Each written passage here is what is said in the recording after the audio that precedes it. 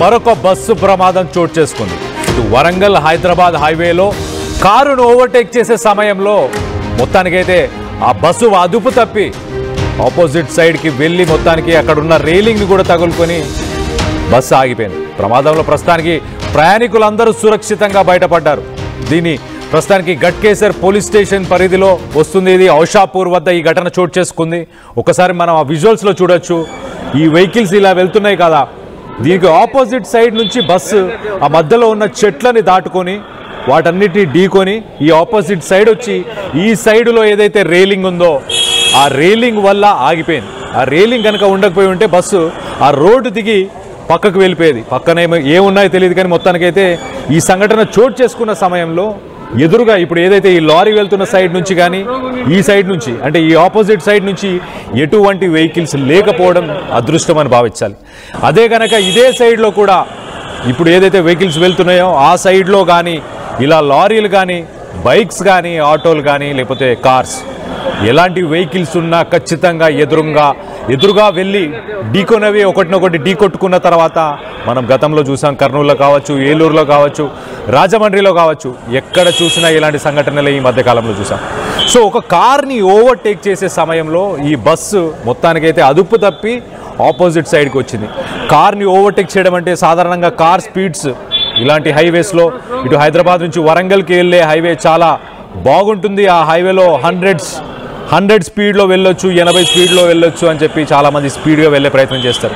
అలా వెళ్తున్న ఒక కార్ని ఈ బస్సు ఓవర్టేక్ చేద్దామనే ప్రయత్నం చేసింది. అంటే ఒక 80 స్పీడ్లో వెళ్ళే కార్ని ఓవర్టేక్ చేద్దామంటే ఇది ఎంత స్పీడ్లో ఉంటుంది.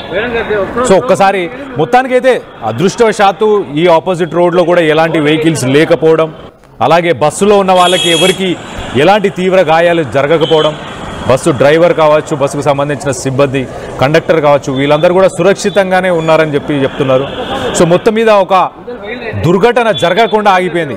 కానీ ఈ బస్సు డ్రైవర్ తప్పు ఉందా, లేకపోతే ఆ కారు నడిపిన అతను ఏమైనా చేశాడా, ఆ కార్ డ్రైవర్ తప్పు ఏమైనా ఉందా, దీనికి సంబంధించి మరిన్ని వివరాలు తెలుసుకునే ప్రయత్నం చేద్దాం. మా ప్రతినిధి పవన్ ఉన్నాడు, పవన్తో మాట్లాడి లేటెస్ట్ అప్డేట్ తీసుకునే ప్రయత్నం చేద్దాం. పవన్ చెప్పండి, ఇటు బస్సుకు సంబంధించిన వాళ్ళు అలాగే కారుకు సంబంధించిన వాళ్ళు అందరూ సురక్షితంగా ఉన్నారా? రైట్ కళ్యాణ్, తెలుగు రాష్ట్రాల్లో వరుస బస్సు ప్రమాదాలు ప్రజల్లో భయాందోళనలు రేపుతా ఉన్నాయి. తాజాగా వరంగల్ టు హైదరాబాద్ జాతీయ రహదారిపై మరో బస్సు ప్రమాదం చోటు చేసుకుంది. జనగామ డిపోకు చెందిన ఆర్టీసీ బస్సు సుమారుగా ఆ బస్సులో 38 మంది ప్రయాణికులతో అయితే అది ప్రయాణిస్తా ఉంది. సో ఉప్పల్ వైపు వస్తుండగా జౌషాపూర్ వద్ద ఒక కార్ ని ఓవర్టేక్ చేసే ప్రయత్నంలో ఈ ప్రమాదం జరిగినట్టుగా చెప్తా ఉన్నారు.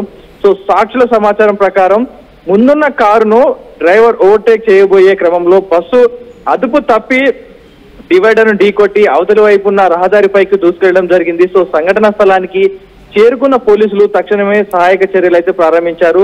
అదృష్టవశాత్తు ఎవరికి కూడా ఎలాంటి ప్రాణాపాయం కలగలేదు.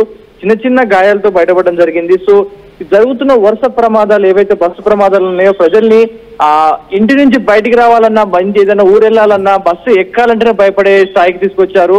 వరుసగా ఘటనలు కొన్ని రోజుల వరకు అయితే అన్ని ప్రైవేట్ ట్రావెల్స్ బస్సులు ఏవైతే ఉన్నాయో అవన్నీ కూడా అగ్నికి ఆహుతి కావడం, అన్ని కూడా మంటలు కాలిపోవడం, యాక్సిడెంట్ అవడం చూసాం. సో ప్రైవేట్ ట్రావెల్స్ ని నమ్ముకోవద్దు, గవర్నమెంట్ ట్రావెల్స్ ని, ఆర్టీసీ బస్ ని ఆశ్రయించాలి అని ఆ ప్రజలందరూ కూడా ఒక ఉద్దేశంలోకి వచ్చిన సమయాన ఇప్పుడు వరుసగా ఆర్టీసీ బస్సులు ఏదైతే గవర్నమెంట్ బస్సులు ఏవైతే ఉంటాయో ఇవే ప్రమాదానికి గురవుతా ఉన్నాయి. చెవెలలో జరిగిన బస్సు ప్రమాదం మరొక ముందుకే అలాంటి దుర్ఘటనలు మరికొన్ని జరుగుతూనే ఉన్నాయి. వరుస పెట్టి ప్రయాణికులు ప్రయాణించాలి అంటేనే వణికిపోయే విధంగా అయితే ప్రమాదాలు జరుగుతూ ఉన్నాయి. పవన్, ఈ బస్సు సంఘటనలో బస్సు ఓవర్ స్పీడింగ్ అంటే హై స్పీడ్స్ లో వెళ్లే ప్రయత్నం చేసిందా, లేకపోతే బ్రేక్స్ ఫెయిల్ అయ్యాయా, ఏదైనా టెక్నికల్ ఇష్యూ వచ్చిందా, ఎందుకు అదుపు తప్పి వెళ్ళిపోయే పరిస్థితి వచ్చింది? ఎస్ కళ్యాణ్, ఈ దుర్ఘటన గల కారణం, యాక్సిడెంట్ గల కారణం ప్రధానంగా చెప్పుకుంటే ఓవర్ స్పీడింగ్ అనే తెలుస్తా ఉంది. ఎందుకంటే ఒక కార్స్ అంటే ఒక 38 మందిని తరలించే బస్సు నెమ్మదిగా 80 స్పీడ్కి లాగుతూ ఉండి మెల్లగా వెళ్లాల్సిన బస్సు, మందిని కంట్రోల్ చేయాల్సిన బస్సు ఒక కార్ నే ఓవర్టేక్ చేయబోయి ఇంత ప్రమాదానికి వచ్చిందంటే ఖచ్చితంగా ఓవర్ స్పీడింగ్ అని తెలుస్తా ఉంది. ఎందుకంటే అంత హెవీ వెహికల్ ఓవర్టేక్ చేసి వెంటనే తిప్పాలంటే ఆ వెహికల్ సడన్ గా కూడా తిరగదు. ఎందుకంటే అది బస్సు అసలు లాంగ్ టర్మ్ తీసుకుంటాయి. కార్లు అంటే షార్ట్ టర్మ్ లో ఉన్న ప్లేస్ లోనే వై షేప్ కానీ 8 షేప్ కానీ టర్నింగ్స్ కొట్టచ్చు, కానీ బస్సుకి అలాంటి టర్నింగ్స్ కుదరదు. ఎందుకంటే లాంగ్ టర్మ్ లో టర్నింగ్ తీసుకోలేదు కానీ ఆ బస్సు ఉన్న స్పీడ్ కి తిప్పేసరికి ఆ వేగానికి తిరిగి మళ్ళీ బస్సు కంట్రోల్ చేయాలన్నా కూడా డ్రైవర్ కి స్టీరింగ్ కంట్రోల్ కాకుండా డివైడర్ పైకి ఎక్కేసి అవతల వైపుకి వెళ్ళి ఆ రైలింగ్ ని తట్టుకొని ఆ మెటల్స్ తట్టుకొని పడిపోవడం జరిగింది. దాన్ని తట్టుకొని ఆగడం జరిగింది.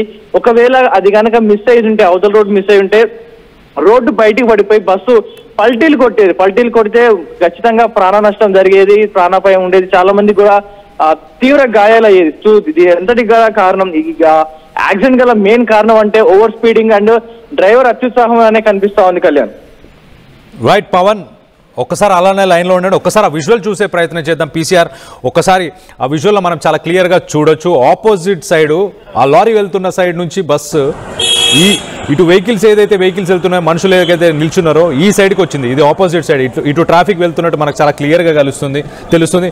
ఇది బస్సు కూడా మనం ఒక్కసారి చూస్తే బస్సు కూడా ఒక సిటీ బస్సు లాగా ఉంది. ఇది డిస్ట్రిక్ట్స్కి తిప్పుతున్నారు మరి మొత్తానికి ఆర్టీసీకి సంబంధించిన సిబ్బంది. మరి ఈ సిటీలో తిరగాల్సిన మెట్రో లాంటి బస్సు, అది ఒక మెట్రో సిటీకి సంబంధించిన బస్సు. ఆ బస్సుని ప్రస్తుతానికి డిస్ట్రిక్ట్స్కి కూడా తిప్పుతున్నట్టు తెలుస్తుంది. సో ఈ బస్సుని మరి ప్రాపర్ ట్రైనింగ్ ఇట్లా హైవేస్లో నడపడానికి ప్రాపర్ ట్రైనింగ్ ఉన్న ఆర్టీసీ డ్రైవర్ ఉన్నాడా, లేకపోతే ఓన్లీ సిటీలో నడపగలిగిన డ్రైవర్ ఉన్నాడా? మొత్తం మీద 38 మంది ప్రయాణికులని ఈ బస్సులో ఎక్కించుకున్న తర్వాత హైవేలో వెళ్తున్న సమయంలో 38 మంది ప్రయాణికులు ఉన్న తర్వాత కూడా ఒక కార్ని ఓవర్టేక్ చేయబోతున్నాడు. కార్ అంటే మనం మినిమం స్పీడ్స్ మనం చూడొచ్చు, ఒక 60 కిలోమీటర్స్ 70-80 కిలోమీటర్స్ అయినా ఉండే అవకాశం ఉంటుంది.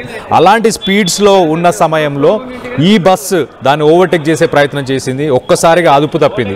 ఇంత వెయిట్, ఇంతమంది కూర్చున్న తర్వాత కూడా ఇంత వెయిట్ ఉన్న బస్సుని ఒక్కసారిగా అవుట్ ఆఫ్ కంట్రోల్ వెళ్ళింది అని అంటే ఆలోచించండి.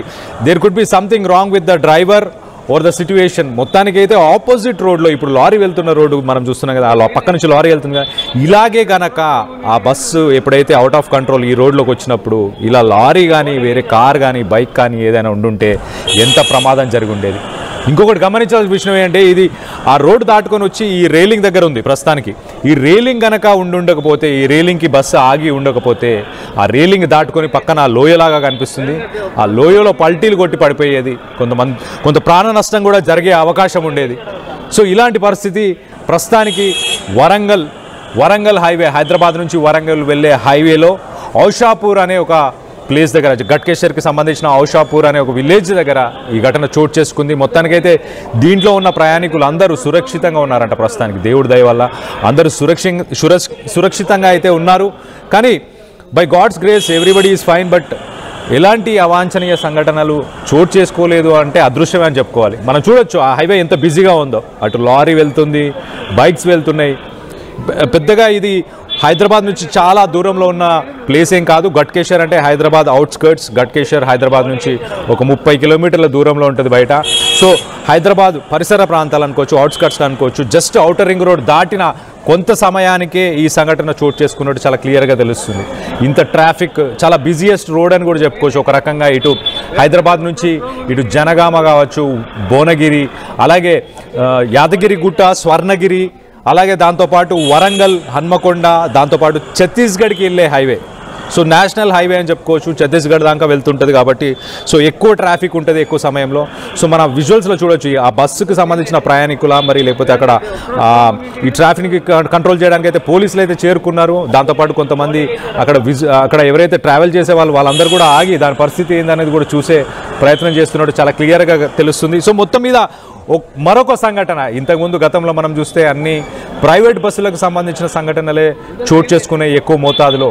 కానీ ఆర్టీసీ బస్సు కూడా ప్రస్తుతానికి ఒక పెను ప్రమాదం జరగబోయే సిచ్యువేషన్ నుంచి లక్కీగా మొత్తానికైతే అందరూ సురక్షితంగా ఉన్నారు. ఎవరికి ఏం జరగలేదు. లక్కీలీ ఈ ఆపోజిట్ రోడ్లో వచ్చే ట్రాఫిక్ని ఆ బస్సు మాత్రం హిట్ చేయలేదు. ఆ అవతల రోడ్లో నుంచి ఈ రోడ్లోకి వచ్చిన బస్సు మనం గమనించవచ్చు ఎంత ట్రాఫిక్ వెళ్తుందో.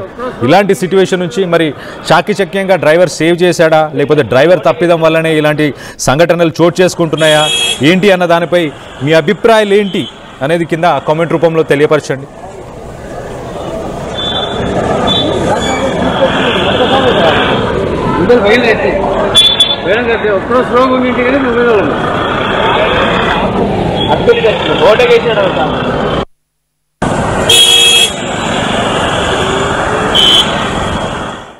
ఇల్లైనా ఫ్యాక్టరీనా క్లినిక్ అయినా రూఫ్ ఉంటే safe. True zone solar system install చేయండి. బిల్ తో పాటు బీపీ తగ్గించండి. నువ్వు సూపర్ స్టార్ అయ్యా. True zone solar power, super power. చరిత్ర సృష్టించినోడు ఇప్పుడు ఆ చరిత్రని తిరగరాయబోతున్నాడు. అబద్ధాల గోడల్ని బద్దలు కొట్టి నిజాలను రాగా మీ ముందుంచబోతున్నాడు. నిజమైన వార్తల కోసం వెంటనే డౌన్లోడ్ చేసుకోండి రా యాప్ని.